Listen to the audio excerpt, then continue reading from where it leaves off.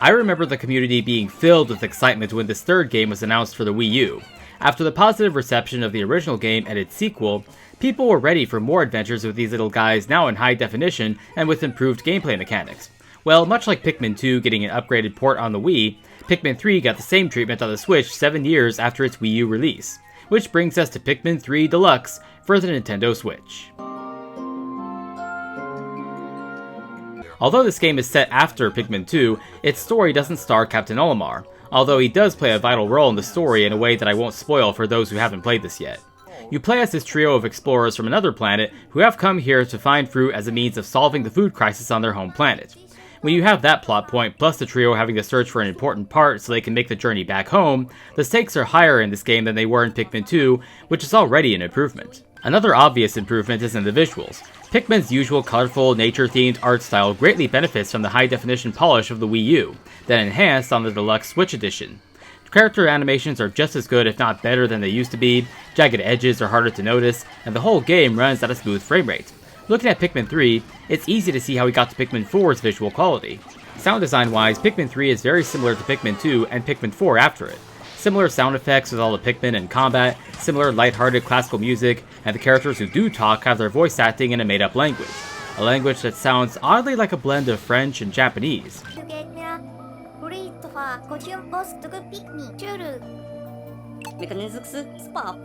One thing I am happy about is that the Pikmin humming sounds from Pikmin 2 are gone. Sorry to anyone who thought that was cute, but good riddance. The first Pikmin game had a strict time limit mechanic, whereas the second game got rid of the time limit altogether, minus the normal and the day before sunset part.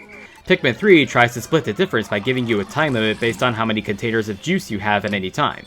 So if you have 4 containers of fruit juice, you have 4 days left. But you can always find more fruit in each area and hopefully not go through it all before you've accomplished each story objective. So you can easily extend your time on the planet to 23 days or more. While I still prefer the no time limit approach of Pikmin 2 and 4, this is honestly a good compromise that does make sense for the concept of all these games. Plus, if you make some kind of big mistake from doing something you didn't mean to do during the day, like accidentally blowing up a bunch of your Pikmin, you can easily start the day over from the pause menu, a welcome addition to these games that's also featured in Pikmin 4. But the other additions to Pikmin 3 should make it easier to avoid you having to replay any days. One is the ability to lock onto a target with the right trigger to make sure the Pikmin you throw actually land there instead of flying past your target. A mechanic that's far more useful than aiming on the original GameCube game or using the pointer on the Wii sequel. Another is the discovered ability to signal your whole squad to roll to the side to dodge an attack. These two mechanics work great together to make the boss fights even more fun and engaging than before.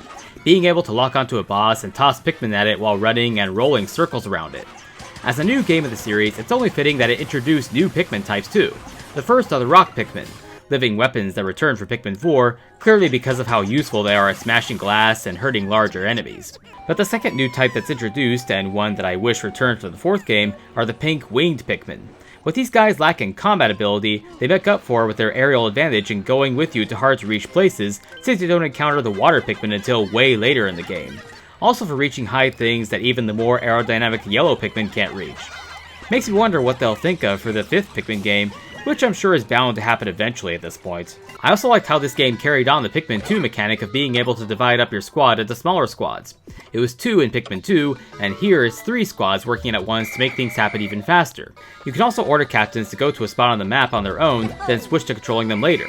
All this so you can multitask, or just be extra lazy if you don't feel like making them walk yourself. Of course, this is all easier with the return of the optional 2-player co-op mode, so best to bring a friend if you know someone else who loves these games. You can also play with the second player in the competitive bingo battle, and these side missions with Olimar and Louie. These are timed missions where you see how much fruit you can grab before time runs out. A nice faster, more arcade-style change of pace than the main game. This is definitely a game worth buying for any Pikmin fan. The Wii U version has used copies out there for $45, while the Switch version has new copies out there for $50 or $60. Yeah, the Wii U version is cheaper, but it doesn't use the gamepad much outside of off-TV play. So I recommend getting this Switch version instead. And in fact, all 4 Pikmin games are available on the Switch now, so you can have all of them on one system.